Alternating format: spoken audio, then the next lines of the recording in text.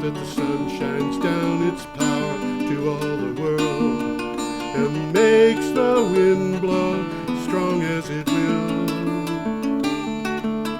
So lovely earth can stay lovely still. Hello, ladies and gentlemen. This is Energy Week with George Harvey and the famous Tom Fennell, world traveler, philosopher. Okay, this is Energy Week, and what I do every day is I get up early. Today I got up late at about 10 minutes to 5. Wow.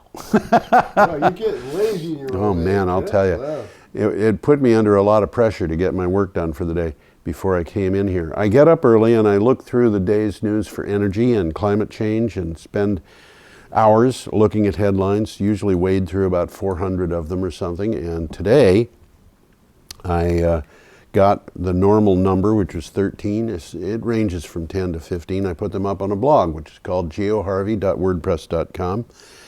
And every week on Thursday morning, Tom and I come into the BCTV studio and tell everybody what we have found during the course of the week, the best of the blog, about 20, 22 items. Mm-hmm. And so... I might add, and I've done it before, that a lot of these articles are really worth reading. Oh, yeah. You know, and... some of them are very short, though. Some of them are short, but some of them really have a lot of meat in them. And right. Look up on George's blog, and there's a link. Click to the link, and you'll get some of these. And yeah. We give you the dates, or at least I try to as I read through this stuff, and we're starting on the 12th of May, which was a week ago today being the 19th. And we're starting up in New Jersey. Bingo. Wow, what a place to be. New Jersey, you read the title, Tom. Well, PSE&G, which is Public Service Electric and Gas, wants to cover more landfills with solar panels. And the article, the picture shows you what it is, so I won't read that. Okay. New Jersey's largest electric utility wants to dramatically step up the number of ratepayer-supported solar projects it installs on landfills and brownfields. Public Service Electric and Gas Company asked state regulators to allow it to spend $275 million to install 100 megawatts of solar panels. And they have a lot of brownfields in New Jersey. Well, what's going on here that's unusual is the utility itself is setting up these sources of power. Yep. And they've been doing it for a long time. Yep. Quite a while ago, they made headlines because they were putting solar panels on top of their utility poles. Yes. You know, and 2 or 3 of them don't make any difference at all, but 100,000 of them do. It starts to make a difference. And they were generating electricity. Yep. Now, what's controversial about this is they're burying it into the rate structure, so ultimately the ratepayers pay the cost of this. Right. But they benefit by it. Yes. You know, so. Well, there is one other thing too, and that is in a lot of states, and PSE&G happens to be a utility that's doing this. The utilities are really trying hard to maintain control of the electric system.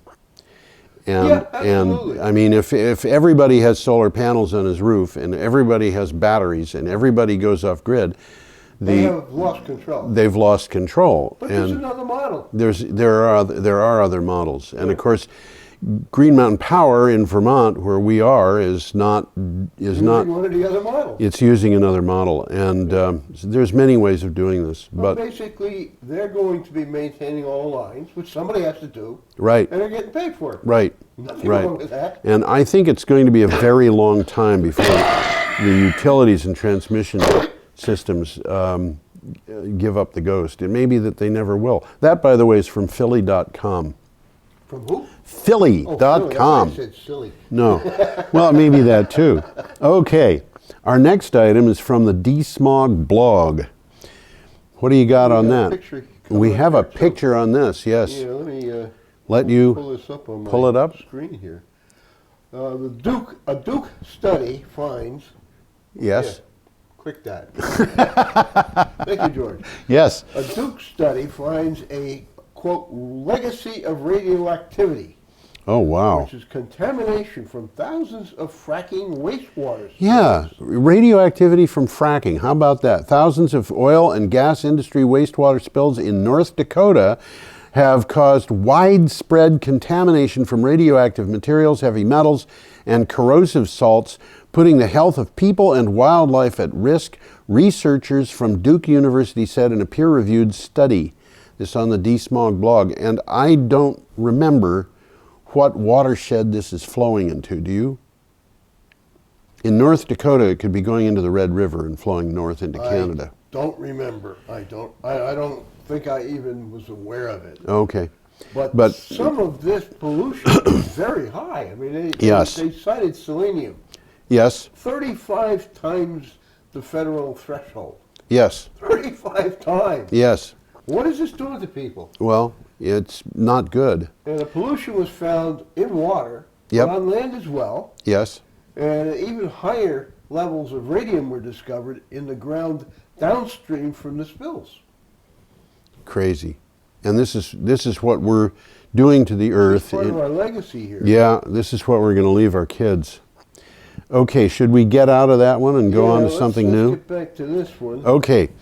This is from KETV Omaha. Okay. Take it away, Tom. There's no picture on it. Let you talk. The Omaha Public Power District recommends ceasing operations at Fort Calhoun, Yep. which is a nuclear station. Yep, Fort Calhoun Nuclear Station survived a fire, a flood, close scrutiny of the federal regulators, but it may be no match for the market. The free market. Go free market, yes. Omaha Public Power District executives are making recommendations to the board, one of which is to close the plant as it is too costly to run. Too cheap to meter, too costly to run. And when I say free market, I mean genuine free market, not unregulated market. You mean getting rid of the fossil fuel? Hey, if we take away the subsidies for everything, Then it's a free market. then it's a free market. But they don't want us to They do don't want us to do that. They want it to be an unfree market. They want it to be a market that's unregulated, in which the subsidies that are in place permanently will permanently stay there, and nobody else gets any. And Well, the takeaway here is there in black and white. Continued operation of Fort Calhoun is not in the long-term financial best interests of the Omaha Public Power District or its customer owners. what about that?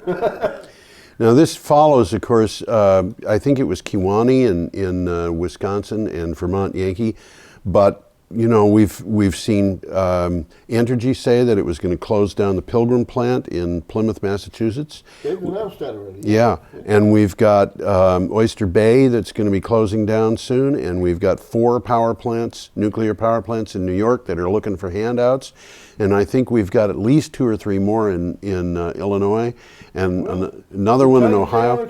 Yeah, this was not ever power too cheap to meter, but it is certainly power too expensive to maintain.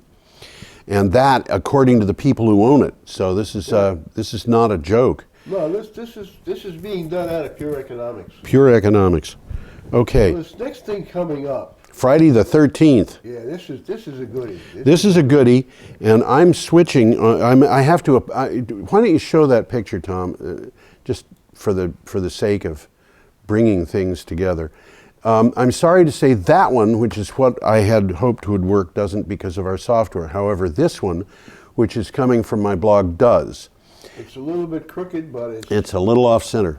Yeah, but it's there. And what this is a circular graph, month by month, year by year. You're graphing the year in the middle of climate change. This is information that comes from NASA and NOAA, and it shows the temperature relative to normal. Normal being the 0 circle in the middle as this thing starts. And as you watch this, you will see that it starts at 0. Let's go. Come on. Come on. Hey, I have no control over this. And in the 1850s and 60s and 70s, you see a few anomalies. Everything stays pretty normal until about 1940. And then we start seeing things build up, and along about 1997, it goes completely out of control, and climate change is just absolutely outrageous after that. And this is, which is really kind of amazing when you think about that, a point that is just at the point where a bunch of people running for president and so forth say that it's stalled. Let's look at this. You know, the last few years, it's been crazy.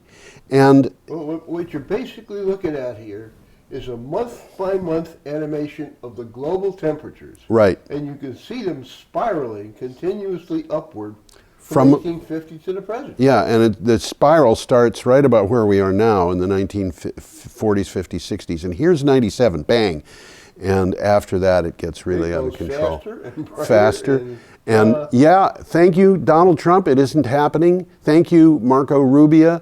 It stopped in 97. Thank you, Freedom Partners, for sponsoring the idea that we should rely on non-science.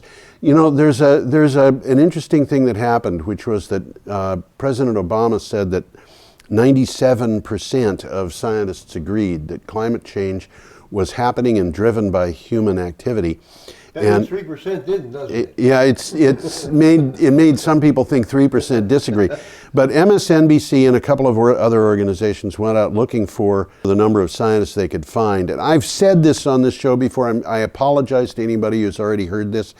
They found out of almost 70,000 they surveyed, a total of four, not 4,000, four. Not 4%. Not 4%, four total. Who said, no, it's not happening. And an earlier study, they got out of 6,000 scientists, they found one.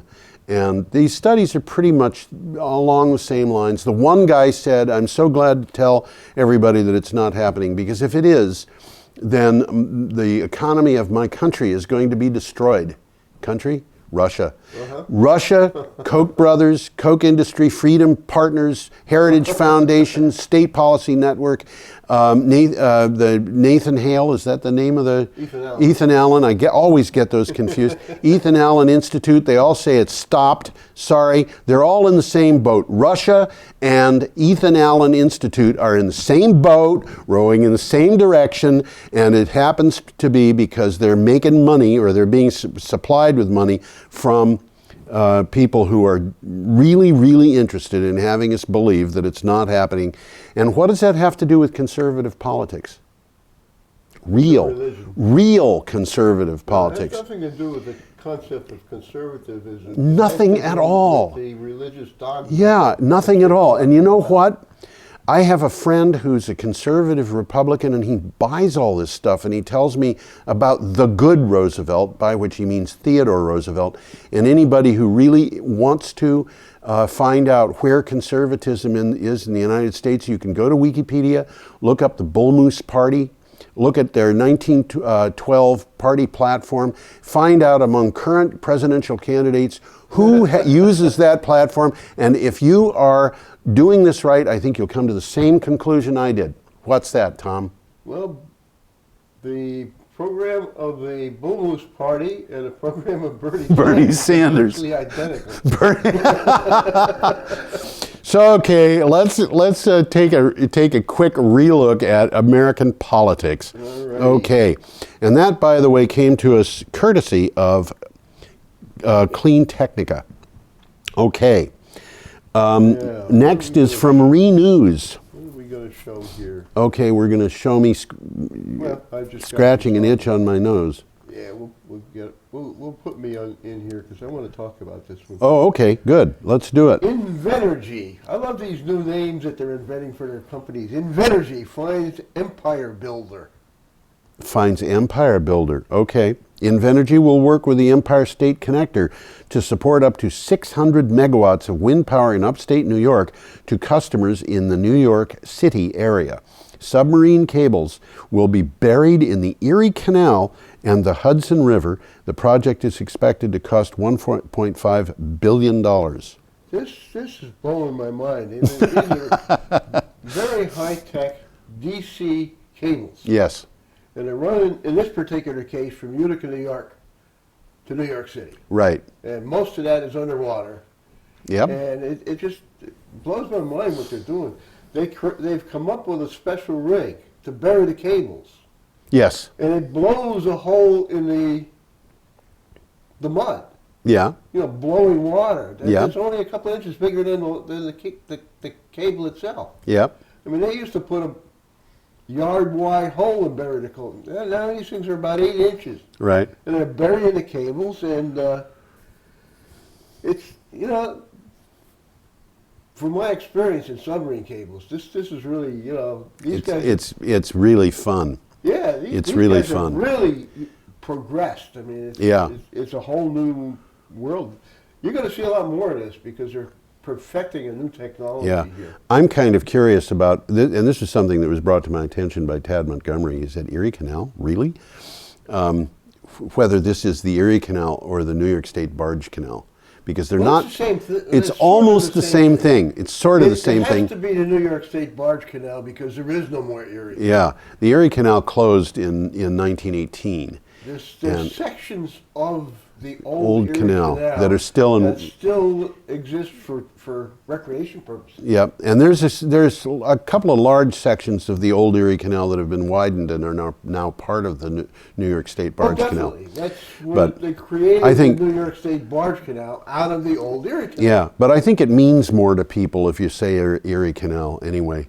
I mean, they have an idea of what that is because they think about Sal, you know, the old mule who went down there.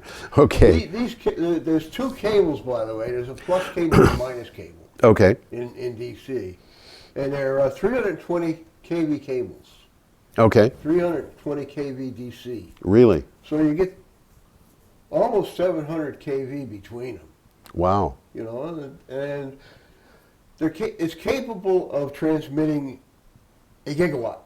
Okay. They're talking about moving 600 megawatts. Okay. So there's some more room on these cables, and they may very well connect up to Hydro-Quebec. Yeah. Yeah. I wouldn't be surprised. Interesting. The takeaway here is the project route aims to cut through existing transmission congestion that has been a problem in New York for many years. But you know, this is something, you've brought this up, Tom, before. We've got access to lots of things in this world that don't require overhead cables. And one of them is the median strips of interstate highways. Absolutely. And another one is rivers, lakes, all kinds of things like that. And here we have a canal. We have extensive canal systems in the United States that could be developed in exactly the same way. Well, I think this is going to be, something like this is going to be the future of transmission. Right. You know, the overhead high lines, if for no other reason, they're just too vulnerable to any kind of damage. Yeah. Storm damage, crazy people's damage. Yeah. Well, yeah. So when they start losing enough of them for one reason or another, they're going to go underground. It costs more to go underground. You know what I'm going to do? Long run, it doesn't. I'm going to switch to the next picture because behind us there was just a big black spot. And I'll let everybody guess what this one is until we get there. Very interesting. But we're not there. We're not there yet. We're not quite there yet. Yeah. The next one is from phys.org. That is phys.org. What is that, Tom? The U.S. proposes to cut methane from oil and gas by nearly half. Wow. The Obama administration, issued a final rule to cut methane emissions from the U.S. coal and gas production. The EPA rule has a goal to reduce methane emissions from oil and gas drilling by up to 45% by 2025 compared to 2012 levels. It will require energy producers to find and repair leaks. And all I can say about that last sentence is, duh. Yeah, but you know what? This is something that I really wonder what the effect of this is going to be on fracking. Because some of those leaks come from underground and they come to the surface and they don't come up where the well is. No, they come up somewhere else. Up yeah. through cracks in the ground. And that means really to implement this properly, they're going to have monitors that are at some distance from the wells, monitoring the environment, and it might have a significant impact on fracking. Well, in the long run, this benefits the sellers of oil and gas because they got more to sell. They don't really want it to go off into the atmosphere. Yeah. But it's too expensive for them to worry about, or something in the future, and Yes. they just let this gas go.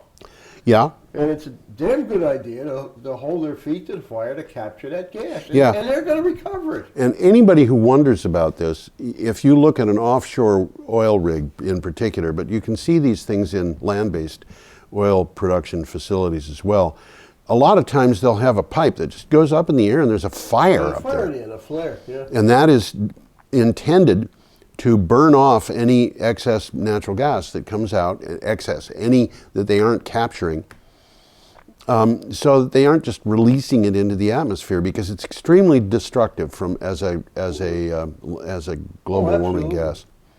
You know, I recall when I first flew into Saudi Arabia, Yeah. when I was going down there for a job, Mm-hmm. looking down at Saudi Arabia, everywhere were these flares. Yes. Everywhere. Yes.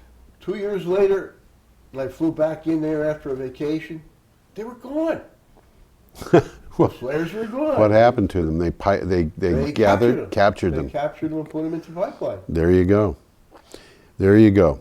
Okay, should we go on? Yeah, let's move along. All right, this one. This next one is very interesting. Yeah, it came up on Saturday, the 14th of May, and it's our first item from the 14th, and it comes from Clean Technica. It says, greener skies. Frenchman prepares for history-making zero-carbon Atlantic flight. There's a picture of the plane. That's the plane. Isn't that amazing? Amazing. Yeah. That's absolutely amazing. French scientist and yachtsman Raphael Danelli is preparing to make the first carbon-free transatlantic flight a reality by June of 2016. That's just around the corner. That's right up next He month. will attempt to cross the Atlantic Ocean in the Ariel, and I'm sorry if I'm mispronouncing. I shouldn't say if I'm mispronouncing. I'm sorry that I'm mispronouncing. Hybrid biplane powered by solar panels and biofuel. The trip will last 60 hours. And obviously what he's trying to do is get across the Atlantic before Solar Impulse does, because they're going to do the same thing in the not very distant future. I didn't think about that. I bet you that has a lot to do with his timing. With his timing, yeah. Well, if he does it right, he's going to get a lot of publicity for this. Oh yeah, absolutely. I want to It's also interesting because the article said if this is successful, they're going to start producing that plane. Oh really? Well, you know, there was another article that appeared the same day, and it actually appeared in the BBC, and I was going to use that instead of this, possibly in addition to it. And it had to do with an airplane that is an electric jet. That's what it's called. And I saw that and was trying to figure out how it worked. Yeah, well, it's got little bitty propellers that are inside of enclosures. Yeah, okay. And those little propellers, I think there were like 30 of them or something. Wow. 32 of them. And this thing takes off vertically. And Does then it really? yeah, and they say that you can land it in the space of an ordinary garden, and it'll cost 130,000 pounds, I think, as I recall. And you know, I'm thinking I should actually put that on next week, so that everybody can see it. I've got a sentence about it that. Okay. Yeah, a German startup, Lilium Aviation, is working on a 100% electric jet that may fulfill the promise of the flying car. Yes. It says the if jet you can happen, land or take off from an area the size of a typical garden. Yep. Yeah, I didn't say that it's vertical takeoff, but I guess it has to be. Yeah.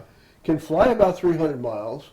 And That's recharges impressive. overnight from a standard household. This is impressive. This means Absolutely. actually less power than a car would use. Yeah.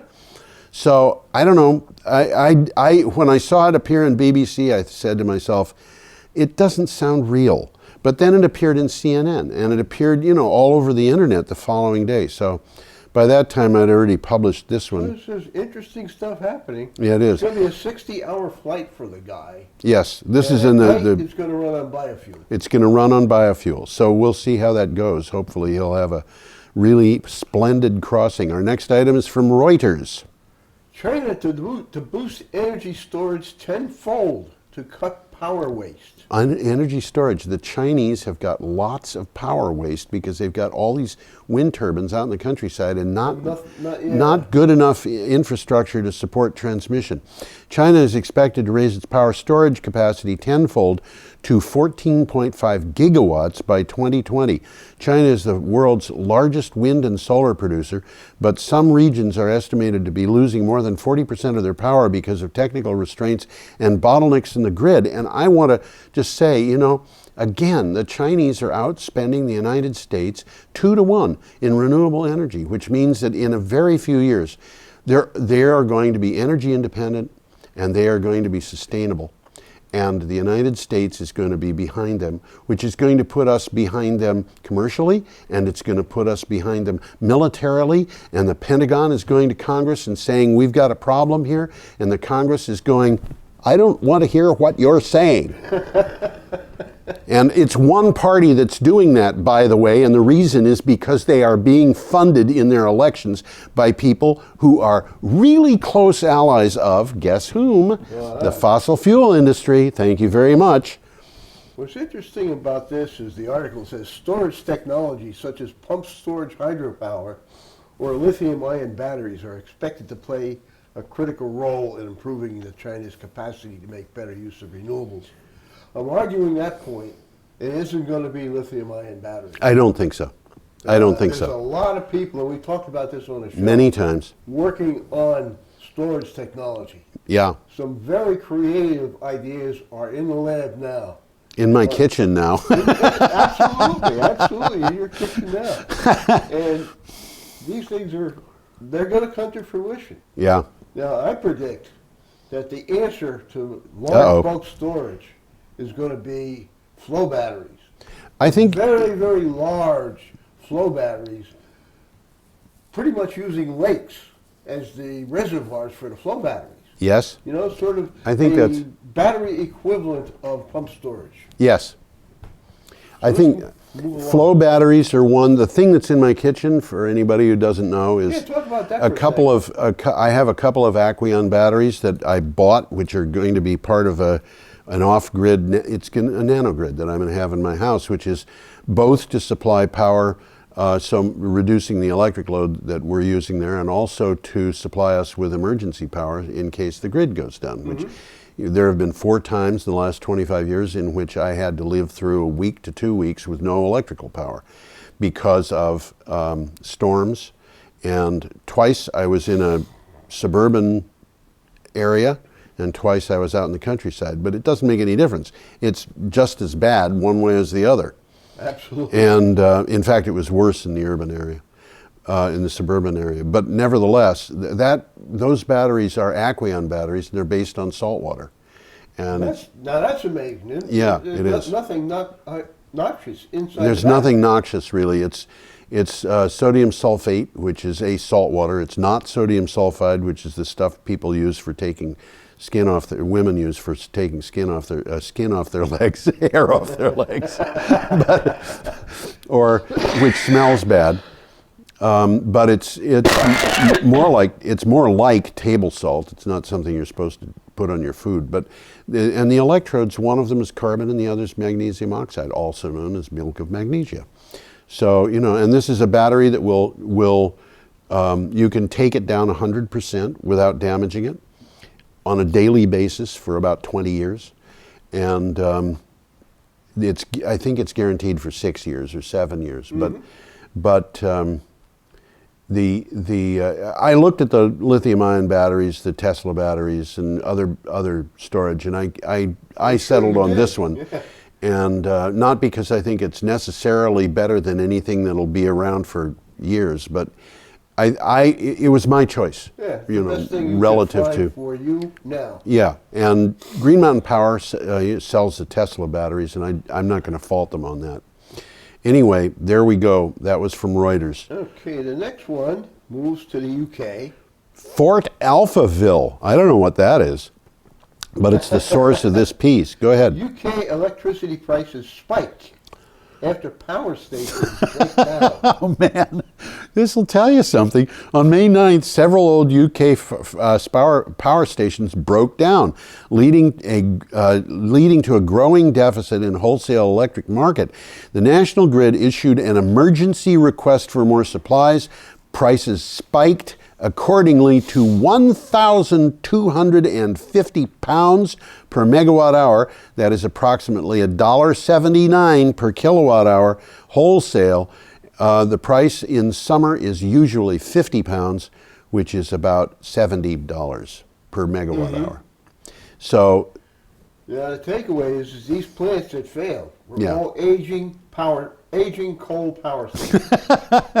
what does this tell you? This is the takeaway. This comes right from the article. 7 sources of electricity failing simultaneously just shouldn't happen. It just shouldn't happen. But when you're dependent on old coal burning power plants, that's what's going to happen. That's going to happen. Yeah. And you know what? I think right now they've got 7 coal burning power plants running in the UK. Period.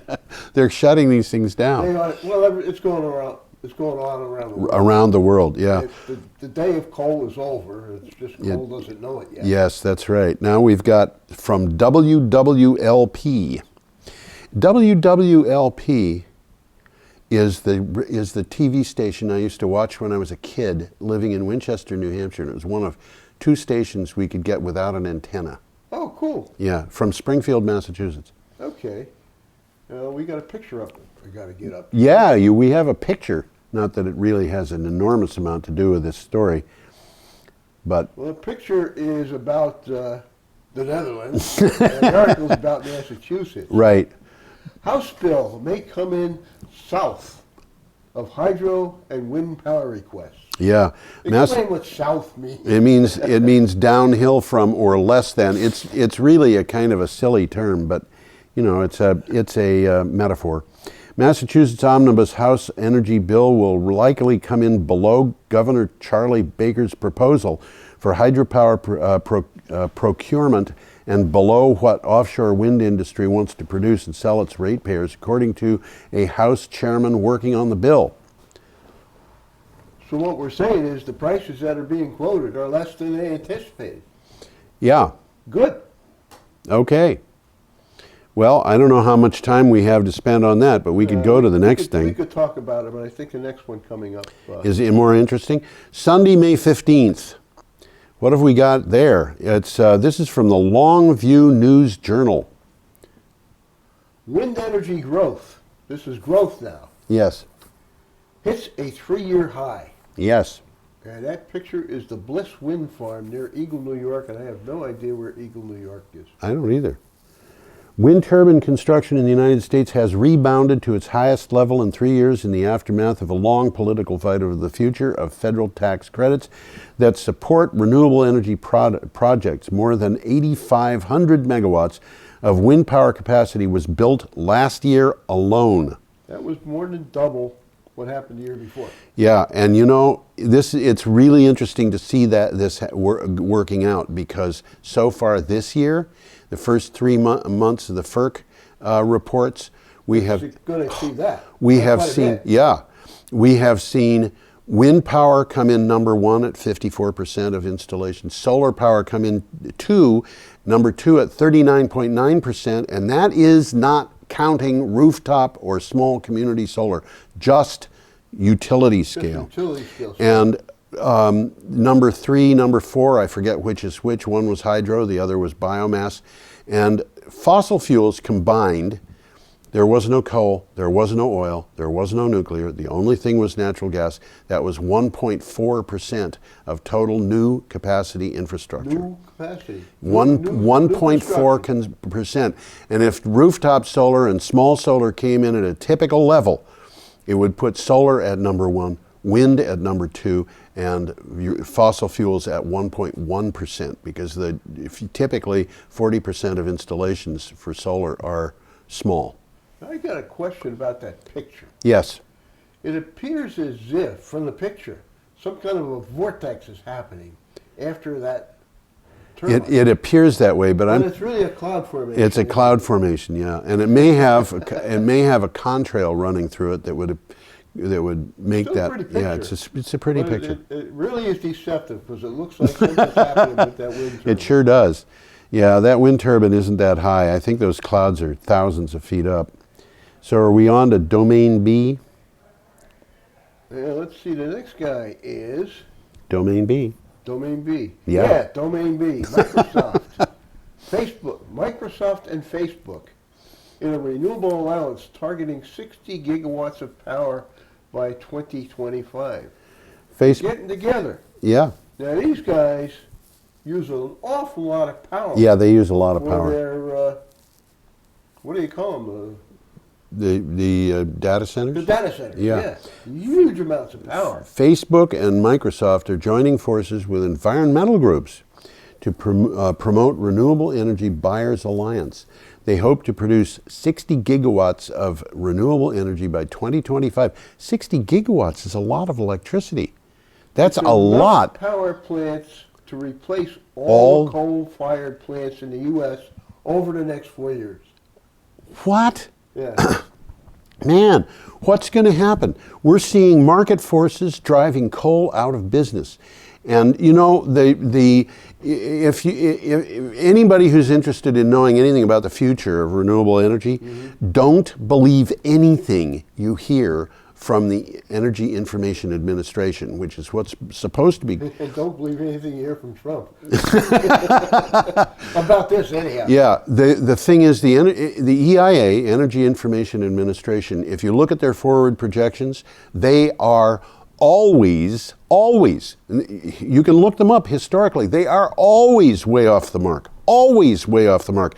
So far off the mark that if you take a 25-year projection, year after year after year, their projections for wind power and solar power have been, for 25 years out, have been met in less than a year. And on one case, it was met in negative time because it had already been met. There's a backstory here. Yes? And it seems that in many states, because of existing laws, people like Microsoft have to buy their power from the local utility. Yes. And they are buying it in such quantities that the local utility price is way off the table. Yes. They can make deals with power producers that may be halfway across the country. Yes. And still save money. But many states won't allow them to do that. And that's what this article basically is about. Right. Because they formed this Renewable Energy Buyers Alliance. Yes. Which I guess is kind of almost a lobbying group. But yes. They're fighting these restrictions. Right. And it makes sense. I mean, it makes sense. It really does. It's protectionism for the existing utilities. Right. That's basically what it is, which is, you know. They're going to win. In the long term, they're going to win. All right. Our next item is from LA Daily News. This is a good one. Energy efficiency is a must for California buildings moving forward. Now, we've touched on aspects of this already. Power-stingy homes are a must in California. State policies now include a law requiring California's built environment, tens of millions of structures, to operate twice as efficiently by the year 2030, cutting consumption of electricity and natural gas to half their projected levels. Well, this is a slightly different twist from what we've talked about, but they're making people who are building new houses, building them much more energy efficiently. Right. We've got. Not a bad idea. We don't have enough time for the rest of this. we better start moving along. Our next item is Monday, May 16th, and this is kind of interesting. It's from a place called Power Technology. What do you got for a title? Solar windows. Yeah. The future of zero carbon buildings. Yep. And basically what these are is transparent solar panels. Yeah. An Innovate UK funded industry group is working on a new generation of transparent solar panel technology that matches the costs and performance of standard high performance glazing while delivering clean, renewable energy to the buildings in which they are installed. So that's, you know. Touch base on this quite a while ago. Quite a while ago. Now coming to the market. It's coming to the market. You can buy or will be buying in the very near future, will be able to buy clear, colorless solar panels that you can put in as window glass. Well, that's going to change a lot of design of new construction. I think it will. I don't know how efficient these are. Do you remember anything about that? Well, they're hoping to gain parity.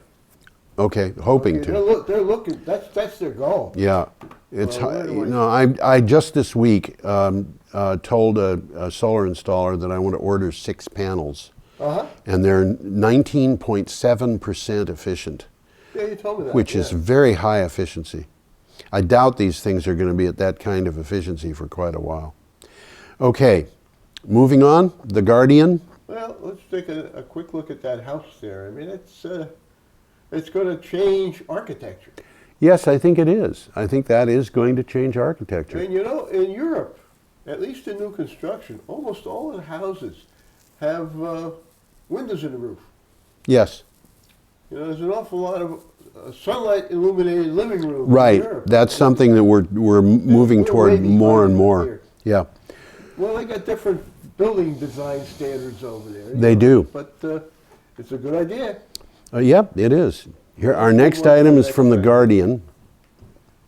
Okay, Shell creates a green energy division to invest in wind power. Is this for real or is this just for publication? No, this is for real. Shell, Europe's largest oil company, established a new division to invest in renewable and low carbon power. The move came days after experts at Chatham House warned international oil companies they must transform their businesses or face a, quote, short, brutal, end quote, end within 10 years. Chatham House is not a joke. This is a non-allied think tank in the UK. Yeah, it's a think tank. It's an economic think tank, and they're saying the oil industry is on its way out fast. And they're not directing the oil industry to go away. They're saying, this is happening, guys. This is happening. And this is what, remember that guy from the Saudi oil ministry was saying the reason they're pumping oil so fast and keeping the price of oil low is because they want to get rid of all their oil and get paid for it while they can, because they figure 10 or 15 years down the line, nobody's going to want it. For what it's worth, this Chatham House is known as the Royal Institute of International Affairs. Yes. And it is the counterpart, the exact counterpart of our Council on Foreign Relations. Yes. Matter of fact, they're connected. They're related. Okay, our next item is a short one from C News Renewables. Well, we got a picture coming up on this one. Oh, yes, we do, don't we? There we go. Okay. That doesn't look like the UK. It looks like North Dakota. Well, that is in the UK, yeah. It is in the UK. Oh. That's okay. I'll let you do it.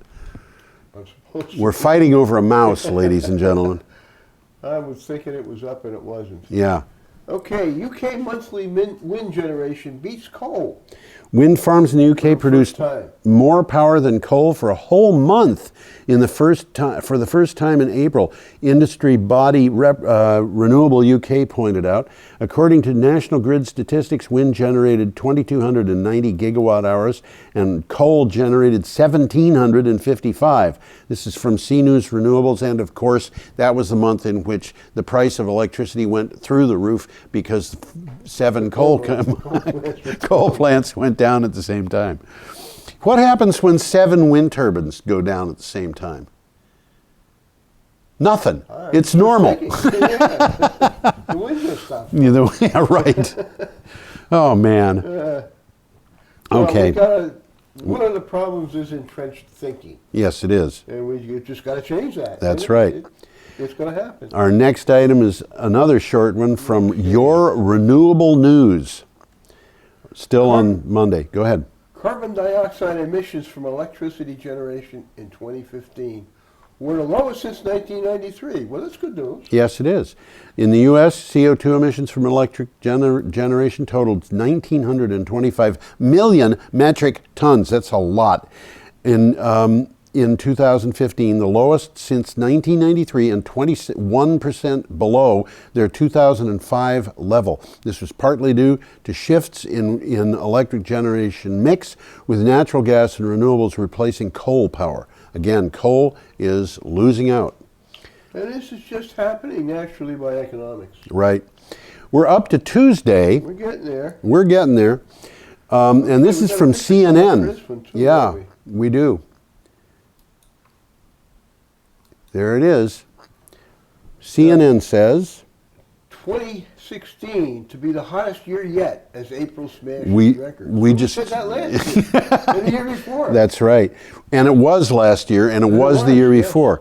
Earth expected the warmest April experienced the warmest April on record, keeping 2016 on track to be the hottest year yet, and by the biggest margin ever. New data released from NASA put the April land and sea temperature 1.11 degrees Celsius warmer than April temperatures from 1951 to 1980.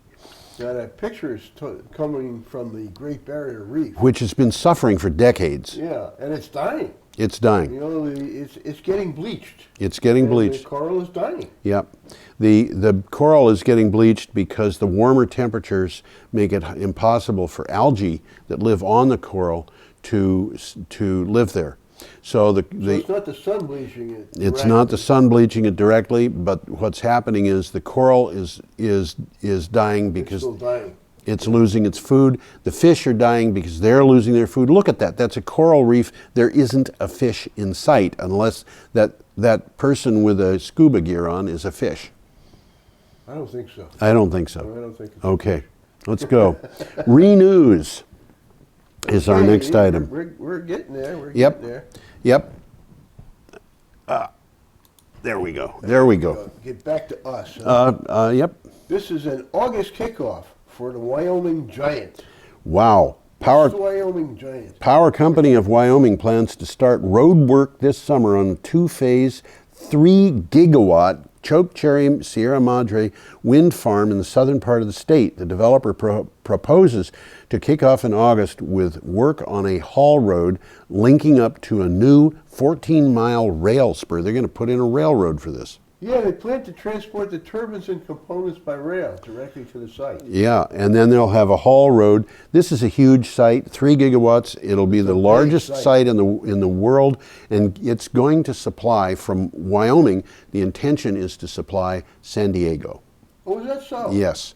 Okay. What they're going to do is they're going to generate power from the wind in Wyoming, use that for compressing air in Nevada or Utah. Well, here's what it says, yeah. The project will export electricity about 800 miles to the desert Southwest market. Yes. Opposed to California, Arizona, and Nevada. Yeah. Wow. Yeah, and they're going to use it, they're going to compress air and put it into salt dome caverns, and which are huge. You know, they could be 200 meters across and a kilometer tall. Compressed air, and then use that to generate power for the Southwest. Okay, A giant storage battery. That's exactly correct. Using compressed air. Okay, we're up to a geek telling us something. Okay, this is I guess we can leave that one up there. Okay. Portugal ran on renewable energy alone. Last week, Portugal hit a major milestone in its ongoing effort to move to renewable energy. The entire country ran for more than half a week without having to resort to fossil fuels. That's thanks to a big push towards solar, wind, hydro, and a little nudge from the EU.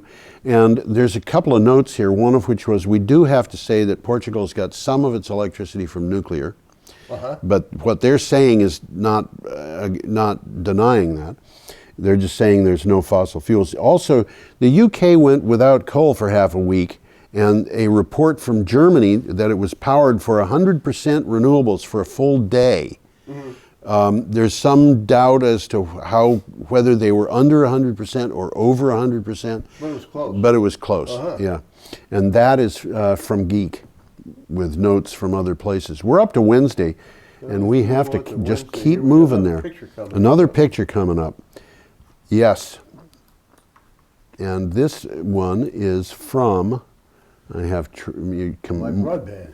My broadband. There you go. Thanks, Tom. What is it? Record $330 billion invested in renewable energy.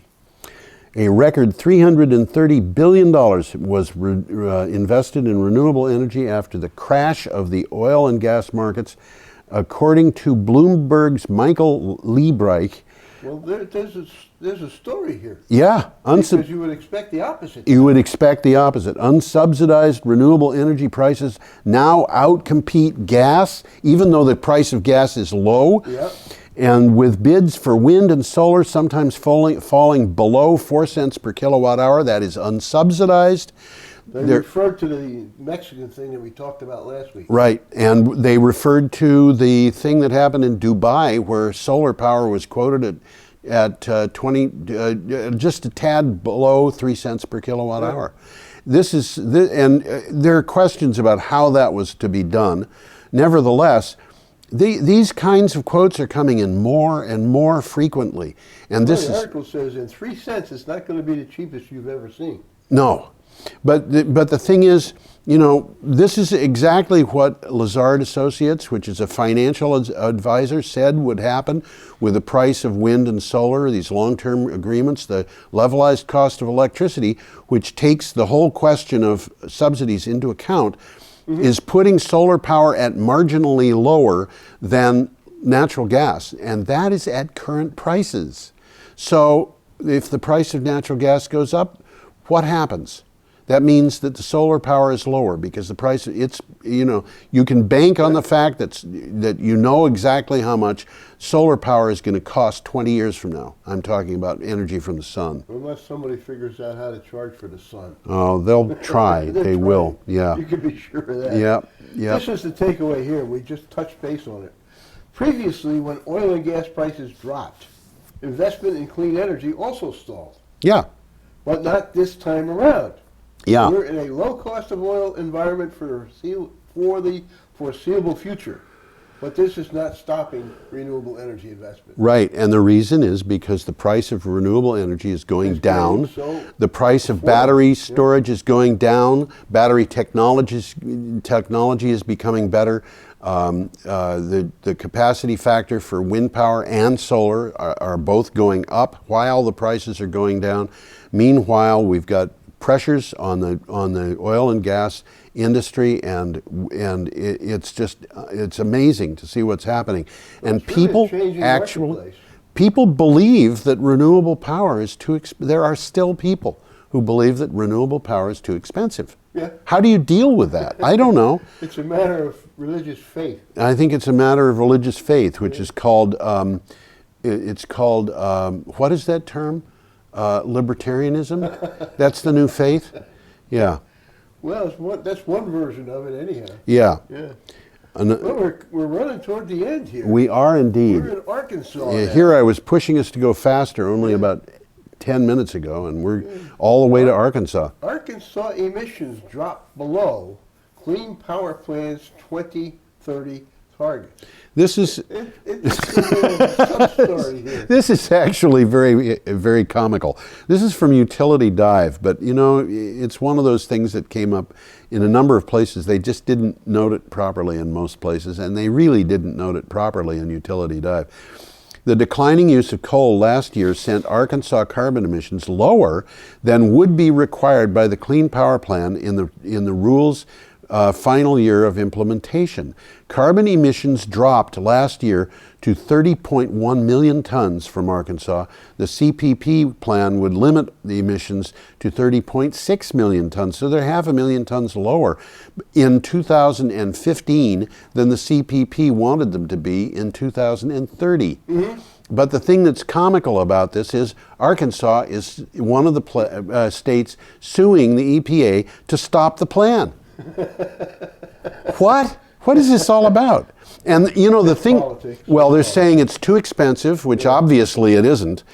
And they're saying it's too technologically difficult, which obviously it isn't. And they're saying it's unconstitutional, which is really kind of laughable when you think that the Clean Power Plan is an attempt on the part of the EPA to do what the Supreme Court told it to do. Sounds constitutional. Yeah, the Supreme Court of the United States told the EPA that it had to regulate carbon emissions, and that was actually not directly. The district court told the EPA that they had to regulate carbon emissions, and the Supreme Court said, yeah. So carbon emissions in Arkansas are going down because they're closing coal plants. Yeah, which they're closing. Some of the reasons why they're closing coal plants is they're not making enough money. Yeah. So what does this tell you? Well, it tells me that, for one thing, the Clean Power Plan was obsolete probably when it was introduced, because the technology to drive it and the market conditions to drive it to the goals that it was proposing were already in place. I don't think they could have predicted it then. I mean, it would have been a while. You and I predicted it. They should have listened to us. They should have watched this show. But you know, this is the future of, and I keep seeing this. I've been telling people, don't believe any forward projections from the EIA, the Energy Information Administration, which advises Congress, because they're always wrong. And the Clean Power Plan sounded like it may have been based on EIA projections, which said, well, we're only going to have 14% of our power from renewable energy in 2050. Or whatever it was saying. They got to be conservative with a small c. Yes. Admittedly, they have to be, but they have to be conservative. But you know what, Tom? I'm gonna switch this. I think we've got 5 minutes. I'm gonna switch this to a different thing here, and I will show you I'll try to show you a graph, and this is at my website. Okay. And let's see if I can find it. Pull it up. There's a lot of stuff in this website. Anybody who wants, it's geoharvey.wordpress.com. And I will just go through here until I find this graph, because I'm pretty sure it's here. Oh, there we go. There we go. It's going by us. You want to put this up on the screen? I don't remember seeing that. Well, it wasn't in the Energy Week thing. Okay. But there is the graph. And this is from the Energy Information Administration. And as you can see, it shows a rapid rise in renewable energy from 2012 to 2014, and then it tapers off between 2015 to 2000 and into 2016, and then it's flat for 12 years. And this is the graph that shows the growth, projected growth from renewable energy in gigawatts. And I got news for you. We're already past what it said. We're on the upward side of that graph right now. Yeah, okay. We're about where this thing said we would be in 2035. And okay. this is the graph that they produced this year. Okay. What is this all about? I mean, it's absolutely crazy. We have the growth of renewable energy slowing when the incentives and subsidies and so forth disappear. But then that's all right. Yeah, and then when the Congress puts them back in again, renewable energy grows again. But you know what? The last time they did this, they listened when people said, we won't need it forever. Yeah. And also, we need to have stability. So they said, okay, you're going to have 2016 be the same as 2015 or 14 or whatever it was. And then it's going to decline year after year until it's gone in 5 years. Clearly, we're going to be seeing huge growth. Huge growth. Huge growth. 1,300 megawatts has been installed this year. Already, this graph is showing that this year we should probably have something on the order of 1 megawatt for the entire year, and it's been 1,300. Meanwhile, we've had no growth in fossil fuels at all. In fact, not only did we only have 18 megawatts of natural gas installed, natural gas has capacity has fallen for the last 3 months in a row. Well, yeah, because a couple of interesting things are happening that I'm sure they knew about but didn't talk about. Yeah. Particularly fracked gas. Yes. A fracked gas site has a limited lifetime. Yes, very short limited lifetime. Relatively short, after which they have to frack it again. Yes. And that's expensive. And it's expensive. And with the price of oil and gas being low, they don't have spare money to re-frack it. Yes. So And we've had pressures being put on by a variety of different things, not just people who objected to all of this, but also things like that fire in Canada, which we will undoubtedly see more about because it has started to flare up again. Well, it's summertime. Yeah, yeah. And They had whole area up there is susceptible. That's right. They had big fires last year, and they just lasted until snow came. And this thing could last until snow comes. Anyway, we are at pretty much at the end of our diatribes, our multitude of diatribes. So we will say good night, good day, good morning. All right. Good night, good morning, goodbye, whatever. Goodbye. See you next time, I hope.